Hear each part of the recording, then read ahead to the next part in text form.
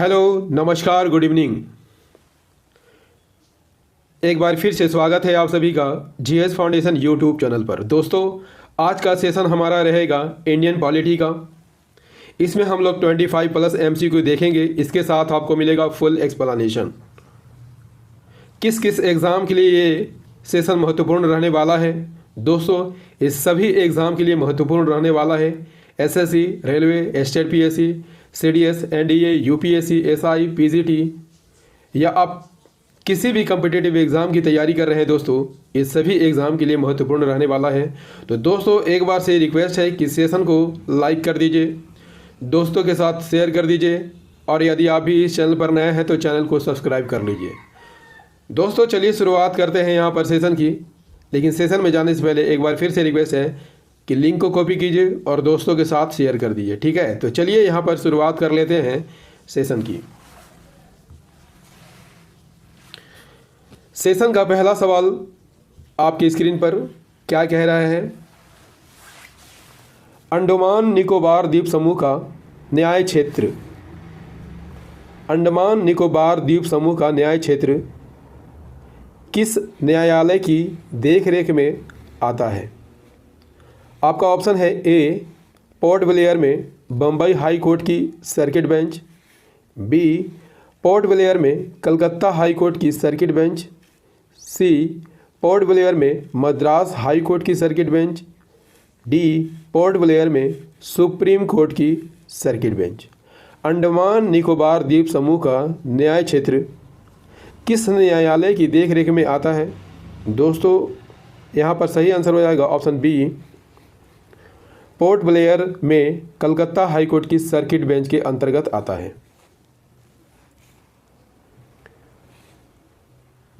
कलकत्ता उच्च न्यायालय की बात कर लेते हैं तो इसकी स्थापना कब होती है। 2 जुलाई 1862 को होती है। किस अधिनियम के अंतर्गत होती है। उच्च न्यायालय अधिनियम 1861 के अंतर्गत होती है। अदालत में न्यायाधीशों की स्वीकृत संख्या कितनी है, 72 है।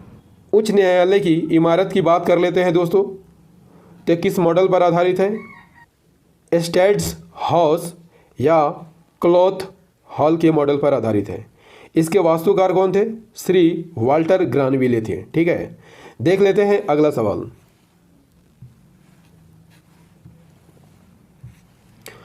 दूसरा सवाल हमारा है, सरकारिया आयोग निम्नलिखित में से किससे संबंधित है। सरकारिया आयोग निम्नलिखित में से किससे संबंधित है। सही आंसर क्या हो जाएगा दोस्तों। सरकारिया आयोग निम्नलिखित में से किससे संबंधित है। यहाँ पर सही आंसर होने वाला है ऑप्शन ए, केंद्र और राज्य संबंधी से संबंधित है। भारत सरकार ने सरकारी आयोग का गठन कब किया था। जून 1983 में किया था। किस लिए किया था। केंद्र और राज्य सरकार के बीच संबंध और शक्ति संतुलन की क्षमता की जांच के लिए किया था। इसके अध्यक्ष कौन थे, सुप्रीम कोर्ट के रिटायर्ड जज जस्टिस राजेंद्र सिंह सरकारिया थे। इसके अन्य सदस्य कौन कौन थे, श्री वी शिवरामन और डॉक्टर SR सेन। नेक्स्ट सवाल कर लेते हैं। अगला सवाल, नेक्स्ट सवाल क्या कहता है, भारत के संविधान में कौन सा शब्द नहीं है। समानता, स्वतंत्रता, गौरव या न्याय। भारत के संविधान में कौन सा शब्द नहीं है। तो दोस्तों, सही आंसर हो जाएगा, संविधान में गौरव शब्द का कहीं भी उल्लेख नहीं किया गया है। संविधान की प्रस्तावना की बात कर लेते हैं तो यह किन शब्दों से शुरू होती है। हम भारत के लोग से शुरू होती है और प्रस्तावना किस प्रकार है, हम भारत के लोग भारत को एक संपूर्ण प्रभुत्व संपन्न समाजवादी पंथ निरपेक्ष लोकतांत्रिक गणराज्य बनाने के लिए तथा उसके समस्त नागरिकों को न्याय, सामाजिक, आर्थिक और राजनीतिक विचार, अभिव्यक्ति, विश्वास, धर्म और उपासना की स्वतंत्रता, प्रतिष्ठा और अवसर की समता प्राप्त करने के लिए तथा उन सब में व्यक्ति की गरिमा और राष्ट्र की एकता और अखंडता सुनिश्चित कराने वाली बंधुता बढ़ाने के लिए दृढ़ संकल्प होकर अपनी इस संविधान सभा में आज तारीख 26 नवंबर 1949 को एतद द्वारा इस संविधान को अंगीकृत, अधिनियमित और आत्मसमर्पित करते हैं। ठीक है, नेक्स्ट सवाल क्या कहता है? नेक्स्ट सवाल हमारा है दोस्तों, भारतीय संविधान की प्रांतीय संविधान समिति के अध्यक्ष कौन थे? भारतीय संविधान की प्रांतीय संविधान समिति के अध्यक्ष कौन थे? सही आंसर हो जाएगा ऑप्शन बी, सरदार वल्लभ भाई पटेल थे।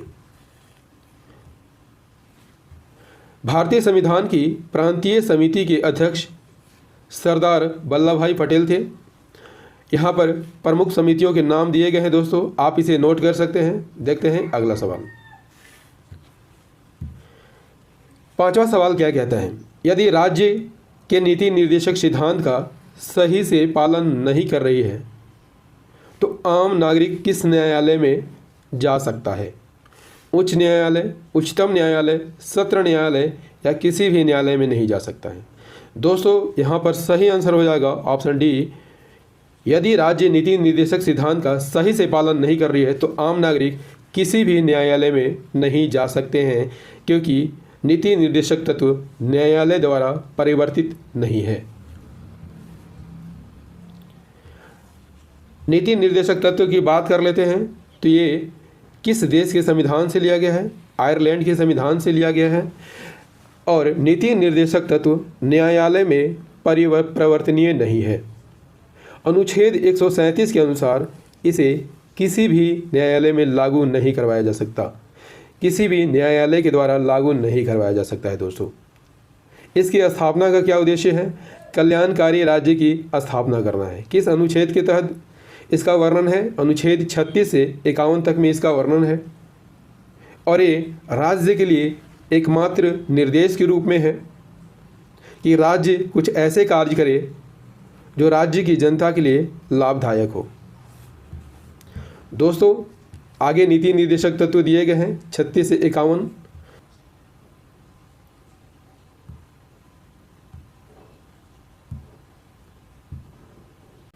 छठा सवाल है, छठा सवाल क्या कहता है? भारत की लोकसभा का पहला सत्र कब हुआ था? सही आंसर हो जाएगा डी, 1952 में हुआ था। लोकसभा दो सदनों में से निचला सदन है। किस अनुच्छेद के अंतर्गत यह आता है? अनुच्छेद 81 में इसका वर्णन किया गया है। सदन की अधिकतम सदस्य संख्या 552 हो सकती है, जिसमें अनुसूचित जाति 84 और अनुसूचित जनजाति के 47 सीट रिजर्व होते हैं। एंग्लो इंडियन समुदाय के 2 अतिरिक्त सदस्यों को भी नामित किया जाता था, लेकिन 104वें संविधान संशोधन अधिनियम 2019 के द्वारा इसे समाप्त कर दिया गया है। सातवां सवाल क्या कहता है दोस्तों? सातवां सवाल क्या कहता है? राष्ट्रीय एकता परिषद की स्थापना कब की गई थी? राष्ट्रीय एकता परिषद की स्थापना कब की गई थी? सही आंसर हो जाएगा 1961 में की गई थी। राष्ट्रीय एकता परिषद की स्थापना कब की गई थी? 1961 में की गई थी। किसके द्वारा की गई थी? पंडित जवाहरलाल नेहरू ने इसकी स्थापना की थी। यह एक कैसा निकाय है? एक सलाहकारी निकाय है और इसकी अध्यक्षता प्रधानमंत्री करते हैं।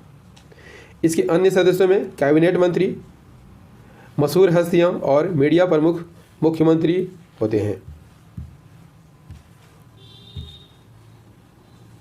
आठवां सवाल क्या कहता है? भारत की संसद किससे मिलकर बनती है? भारत की संसद किससे मिलकर बनती है? दोस्तों काफ़ी इंपॉर्टेंट सवाल है, परीक्षा में यह सवाल पूछा जाता है। भारत की संसद किससे मिलकर बनती है? यहाँ पर सही आंसर हो जाएगा दोस्तों, संसद लोकसभा, राज्यसभा और राष्ट्रपति से मिलकर बनती है। संसद के कितने अंग हैं? 3 अंग हैं, राज्यसभा, लोकसभा और राष्ट्रपति। संसद किस अनुच्छेद के अंतर्गत आता है? 79, राज्यसभा 80, लोकसभा 81 और राष्ट्रपति अनुच्छेद 52 के अंतर्गत आता है। अगला सवाल कर लेते हैं दोस्तों। हमारा अगला सवाल क्या कहता है? भारतीय संसद में शून्यकाल कितने बजे शुरू होता है? आप सभी जानते होंगे दोस्तों, आसान प्रश्न है। सही आंसर हो जाएगा 12 बजे शुरू होती है। शून्यकाल क्या होता है दोस्तों? शून्यकाल वह समय होता है जब सांसद तत्काल सार्वजनिक महत्व के मुद्दे उठा सकते हैं। शून्यकाल के दौरान मामलों को उठाने के लिए सांसदों को बैठक के दिन सुबह 10 बजे से पहले सभापति को नोटिस देना होता है। कितने बजे शुरू होता है? 12 बजे शुरू होता है। और इसकी शुरुआत कब की गई थी? 1962 में की गई थी। भारतीय संसदीय मामलों में शून्यकाल की शुरुआत 1962 में की गई थी। शून्यकाल यदि आपसे पूछ ले किसकी देन है, तो शून्यकाल संसदीय व्यवस्था भारत द्वारा दी गई है। नेक्स्ट सवाल है, भारतीय राष्ट्रीय कांग्रेस द्वारा निम्नलिखित में से किस दिन प्रतिवर्ष पूर्ण स्वराज के रूप में मनाने का प्रस्ताव किया गया था?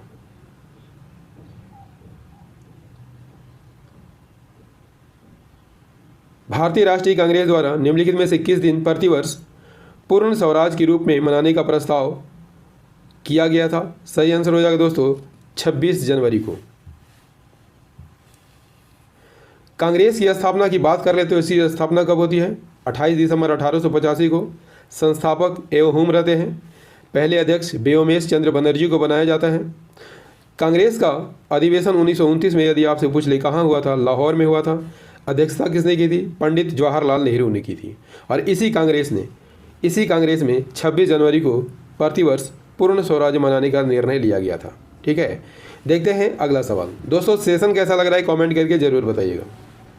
11वां सवाल कहता है दोस्तों, क्या कहता है? 11वां सवाल कहता है निम्नलिखित में से कौन सा कथन सही है? पहला कथन क्या है? संसद के दोनों सदनों की संयुक्त बैठक राष्ट्रपति द्वारा बुलाई जाती है और अध्यक्षता की जाती है।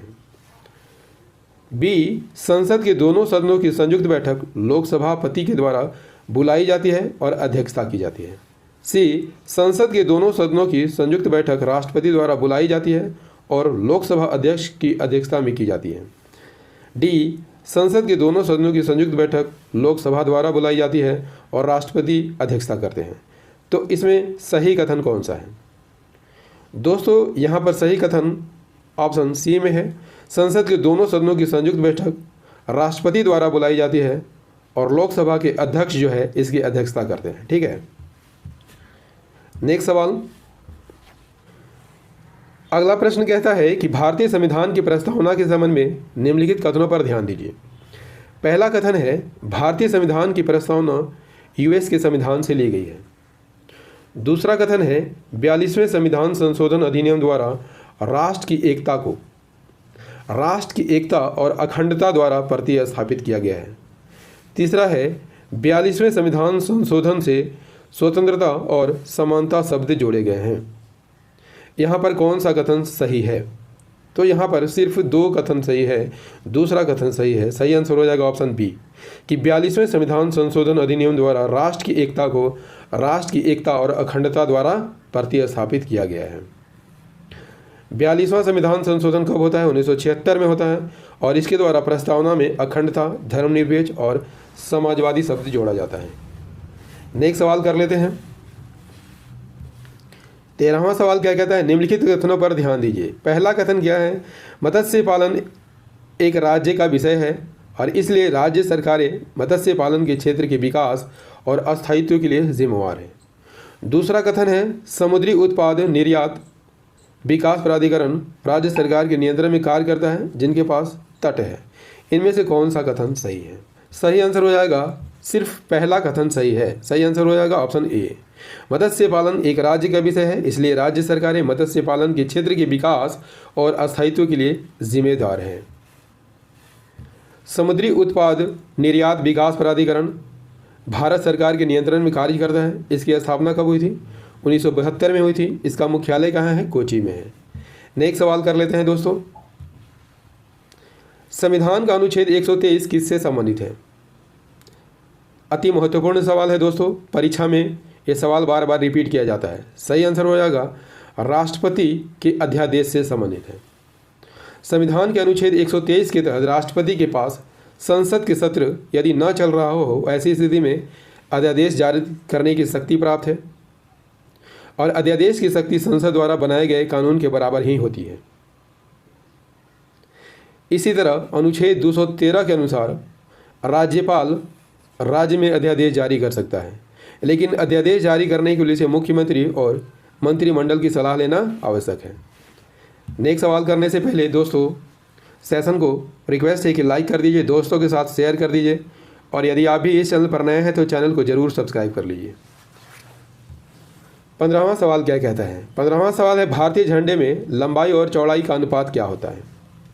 आप सभी जानते होंगे दोस्तों 3:2 होता है। भारतीय झंडे में लंबाई और चौड़ाई का अनुपात 3:2 होता है। भारत का झंडा आप सभी जानते होंगे, तिरंगा 3 समान चौड़ाई वाली पट्टियाँ होती है इसमें। सबसे ऊपर केसरिया, बीच का सफ़ेद और नीचे हरा होता है।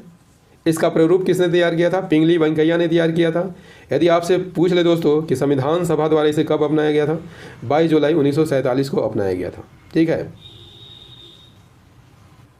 देखते हैं अगला सवाल। अगला सवाल हमारा है, भारतीय संविधान की दूसरी अनुसूची में निम्नलिखित में किसके वेतनों का प्रावधान है? लोकसभा स्पीकर, राष्ट्रपति, राज्यपाल, उपरोक्त सभी। तो यहाँ पर सही आंसर हो जाएगा दोस्तों उपरोक्त सभी के वेतनों का प्रावधान जो है दूसरी अनुसूची में है।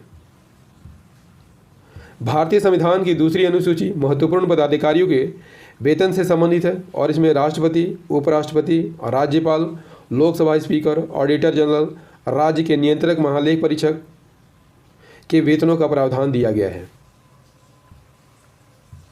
17वां सवाल है दोस्तों, भारतीय संविधान में 11वां मौलिक कर्तव्य कौन से संविधान संशोधन के बाद जोड़ा गया था? सही आंसर क्या हो जाएगा दोस्तों? फटाफट आंसर कीजिए।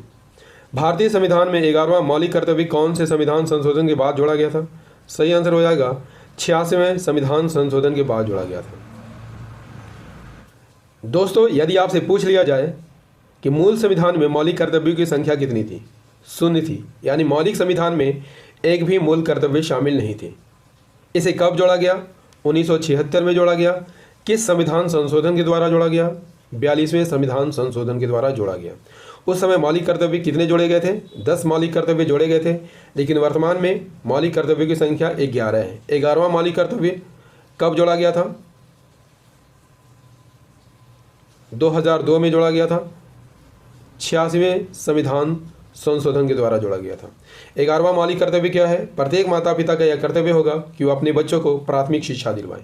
ये 11वां मौलिक कर्तव्य है। ठीक है, देख लेते हैं अगला सवाल।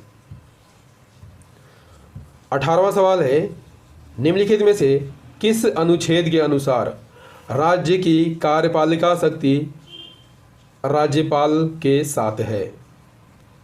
सही आंसर हो जाएगा अनुच्छेद 154 के अनुसार। 153 क्या कहता है? प्रत्येक राज्य के लिए एक राज्यपाल होगा, और अनुच्छेद 154 के अनुसार राज्य की कार्यपालिका शक्ति राज्यपाल में निहित होगी। नेक्स्ट सवाल कर लेते हैं दोस्तों। 19वां सवाल है, निम्नलिखित में कौन सा मिलान सही नहीं है? अनुच्छेद 360 वित्तीय आपातकाल से संबंधित है, जो कि बिल्कुल सही है। अनुच्छेद 368 के तहत संविधान संशोधन किया जाता है, ये भी सही है। अनुच्छेद 323A प्रशासनिक न्यायाधिकरण, ये भी सही है। अनुच्छेद 280 वित्त विधेयक, दोस्तों यहाँ पर डी कथन गलत है। अनुच्छेद 280 में वित्त आयोग का गठन किया जाता है, और वित्त विधेयक अनुच्छेद 112 के अंतर्गत आता है। अनुच्छेद 280 में वित्त आयोग का जिक्र है, और वित्त विधेयक अनुच्छेद 12 के अंतर्गत आता है। नेक्स्ट सवाल। अगला सवाल क्या कहता है? निम्नलिखित में कौन सा कथन असत्य है? पहला है, संविधान सभा के सदस्यों की संख्या 3 जून 1947 को माउंटबेटन योजना के बाद बढ़ा दी गई थी। कथन बी है, 13 दिसंबर 1946 को पंडित जवाहरलाल नेहरू ने उद्देश्य प्रस्ताव पेश किया था, जो कि बिल्कुल सही कथन है। सी, BN राव संविधान सभा के संवैधानिक सलाहकार थे, ये भी कथन सही है। डी, संविधान सभा की पहली बैठक 9 दिसंबर 1946 को डॉक्टर सच्चिदानंद सिन्हा के अंतरिम अध्यक्ष के रूप में हुई थी। यहाँ पर यह भी कथन सही है। तो यहाँ पर गलत कथन कौन है? Option A. संविधान सभा के सदस्य कैसे चुने गए थे? मताधिकार के आधार पर चुने गए थे और प्रत्यक्ष रूप से चुने गए थे। इसके लिए चुनाव कब संपन्न हुआ था? जुलाई 1946 में संपन्न हुआ था। और बंटवारे के बाद, देश बंटवारे के बाद सदस्यों की कुल संख्या 389 में से कितनी रह गई थी? 299 रह गई थी। और इसमें निर्वाचित 296, मनोनीत 70, महिला सदस्यों की संख्या 15 थी, अनुसूचित जाति के 26 सदस्य थे और अनुसूचित जनजाति के 33 सदस्य थे। नेक्स्ट सवाल कर लेते हैं। निम्नलिखित पर ध्यान दीजिए। Bombay high court, Allahabad high court, Patna high court, इन्हें बेंचों की संख्या के आधार पर घटते क्रम में सजाना है। सही आंसर क्या हो जाएगा दोस्तों? सही आंसर हो जाएगा ऑप्शन ए 1, 2, 3। यदि आपसे पूछ ले कि बॉम्बे हाई कोर्ट की स्थापना कब हुई थी? 14 अगस्त 1862 को, इलाहाबाद 17 मार्च 1866 को और पटना उच्च न्यायालय की स्थापना 3 फरवरी 1916 को होती है। नेक्स्ट सवाल कर लेते हैं। 22वां सवाल है, निम्नलिखित पर ध्यान दीजिए। क्या ध्यान दीजिए? पहला है, राज्यसभा हर 6 साल में विघटित हो जाती है। दूसरा, विधान परिषद हर 6 साल में विघटित हो जाती है। उपरोक्त में से कौन सा कथन सही है? दोस्तों, यहाँ पर कोई भी कथन सही नहीं है। इनमें से कोई भी कथन सही नहीं है। राज्यसभा भारतीय संसद की ऊपरी सदन है और लोकसभा आप जानते होंगे दोस्तों निचली सदन है। राज्यसभा में कितने सदस्य होते हैं? अधिकतम 250। इसमें 12 सदस्यों को भारत के राष्ट्रपति द्वारा मनोनीत किए जाते हैं और अन्य सदस्यों का चुनाव होता है। राज्यसभा में सदस्य जो है 6 साल के लिए चुने जाते हैं। इसमें 1/3 सदस्य प्रत्येक 2 वर्ष पर सेवानिवृत्त हो जाते हैं। दोस्तों, वर्तमान में 6 राज्यों में विधान परिषद है। कहाँ कहाँ पर है? तो विधान परिषद उत्तर प्रदेश, बिहार, महाराष्ट्र, कर्नाटक, तेलंगाना और आंध्र प्रदेश, इन 6 राज्यों में विधान परिषद है। नेक्स्ट सवाल, 30वां सवाल है, डोगरी भाषा संविधान की 8वीं अनुसूची में कब जोड़ी गई थी? डोगरी भाषा संविधान की 8वीं अनुसूची में कब जोड़ी गई थी? सही आंसर हो जाएगा 2003 में जोड़ी गई थी। दोस्तों, यदि आपसे पूछ ले कि वर्तमान में 8वीं अनुसूची में कितने भाषाएं हैं? 22 भाषाएं हैं। मूल संविधान में यदि आपसे पूछ ले कितने भाषाएं थी? 14 भाषाएं थी।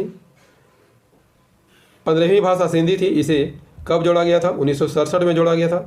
किस संविधान संशोधन के द्वारा? यदि आपसे पूछ ले 21वां संविधान संशोधन के द्वारा जोड़ा गया था। 71वां संविधान संशोधन होता है 1992 में और इसके द्वारा 3 भाषाओं को 8वीं अनुसूची में जोड़ा जाता है। ये भाषाएं कौन कौन है? कोंकणी, मणिपुरी और नेपाली। और 92वां संविधान संशोधन 2003 में होता है और इसके द्वारा 4 भाषाओं को जोड़ा जाता है, जिसमें कौन कौन शामिल होती है? मैथिली बिहार से, संथाली झारखंड से, बोडो असम से और डोगरी जम्मू कश्मीर से जोड़ी जाती है। नेक्स्ट सवाल कर लेते हैं दोस्तों। सेशन कैसा लग रहा है एक बार कमेंट करके जरूर बताइएगा। यदि सेशन पसंद आ रहा हो तो इसे लाइक कर दीजिएगा, दोस्तों के साथ शेयर कर दीजिएगा और यदि आप भी इस चैनल पर नए हैं तो चैनल को जरूर सब्सक्राइब कर लीजिएगा दोस्तों, क्योंकि मैं ऐसे ही वीडियो आपके लिए रोज़ लाते रहता हूँ। अगला सवाल, मंत्रिपरिषद सामूहिक रूप से संसद के लिए उत्तरदायी होती है, ऐसा किस अनुच्छेद में लिखा गया है? सही आंसर हो जाएगा ऑप्शन डी 75(3) में इसका वर्णन किया गया है। भारतीय संविधान के अनुच्छेद 75 के अनुसार पहला क्या होता है? राष्ट्रपति द्वारा प्रधानमंत्री नियुक्त किए जाएंगे और अन्य मंत्रियों को प्रधानमंत्री की सलाह पर राष्ट्रपति द्वारा नियुक्त किया जाएगा। दूसरा, मंत्रिपरिषद राष्ट्रपति के प्रसाद पर्यंत बनी रहती है। तीसरा कथन है, मंत्रिपरिषद संयुक्त रूप से संसद के प्रति उत्तरदायी होगी। चौथा, एक मंत्री अपने कार्यकाल में प्रवेश करने से पहले राष्ट्रपति उन्हें तीसरी अनुसूची में उद्देश्य के लिए निर्धारित अनुरूपों के अनुसार गोपनीयता के शपथ दिलाते हैं। पांचवा, एक मंत्री जो लगातार 6 महीने की अवधि के लिए संसद भवन का सदस्य नहीं है, उस अवधि की समाप्ति पर मंत्री नहीं बन सकता है। और छठा, मंत्री परिषद के भत्ते संसद द्वारा तय किए जाएंगे। ये सभी जो है अनुच्छेद 75(3) में दिया गया है। इस सेशन का अंतिम सवाल है दोस्तों, राज्य पुनर्गठन अधिनियम 1956 के बाद भारत में कितने राज्य हो गए थे? सही आंसर हो जाएगा 14 राज्य और 6 केंद्र शासित प्रदेश। राज्य पुनर्गठन आयोग के अध्यक्ष कौन थे? फजल अली थे। इसके अन्य सदस्यों में कौन कौन थे? पंडित हृदयनाथ कुंजरी और सरदार KM पानिक्कर थे। दोस्तों सेशन कैसा लगा कमेंट करके ज़रूर बताइएगा। यदि सेशन पसंद आया हो तो इसे लाइक कर दीजिएगा, दोस्तों के साथ शेयर कर दीजिएगा, और यदि आप भी इस चैनल पर नए हैं तो चैनल को ज़रूर सब्सक्राइब कर लीजिएगा। दोस्तों इस चैनल पर आपको रोटेशन वाइज वीडियो उपलब्ध कराई जाती है जो history, geography, polity, economics, science और सामान्य ज्ञान से संबंधित होती हो, और ये वीडियो डेली रात को 8 बजे आती है, तो इसे रोज़ देखना मत भूलिएगा। मिलते हैं अगले सेशन में इकोनॉमिक्स के प्रश्नों के साथ। जय हिंद, धन्यवाद।